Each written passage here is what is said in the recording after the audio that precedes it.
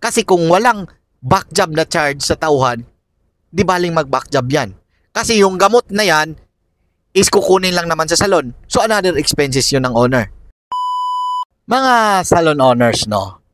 Maraming nagbash sa akin, nagagalit tungkol sa back job kasi sa amin, sa salon namin, pag merong back job, yung tauhan namin, tina-charge namin yan sa kanila. Bakit? Kasi nandyan na lahat. Magandang gamot, magandang medisina, tapos nagka-back job ka pa. Maaring case-to-case basis yan, pero ang daming nagalit. OA daw ako, hindi daw pwedeng ganon, dapat ano ba daw, tinitrainee ko ba daw yung tauhan ko? Sa totoo lang, naka-trainee yan sila. Kaya nga meron tayong 1 week na contract training agreement na kung papasa ka, okay ka dito sa business ko. Pero hindi yan maiiwasan, tama naman. Pero sa amin, charge namin yan. Bakit?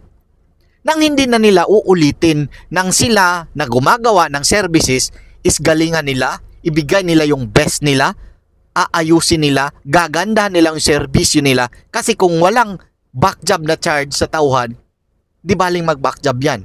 Kasi yung gamot na yan is kukunin lang naman sa salon. So another expenses yun ng owner. Yan yung batas ko, batas namin sa company namin.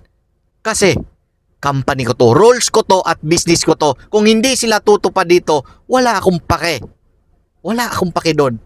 Basta, ito yung company rules namin.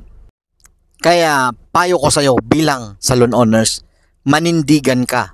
Company rules, company rules. Yan na yun, wag nang uulitin, wag nang gagawin.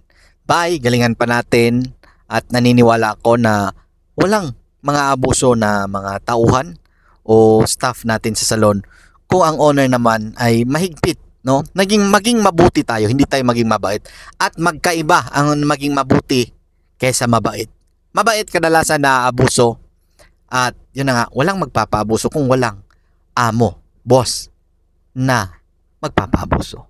Bye-bye. Trabaho-trabaho pa tayo dahil ang pagnenegosyo ng salon, masakit talaga sa ulo. Pasok ka sa ating grupo kung isa kang salon owner na gusto ring magbahagi ng iyong kwento o problema o solusyon o technique o tips para mapalaki ang salon na negosyo. Salon Business Owners PH. Tara, trabaho pa tayo.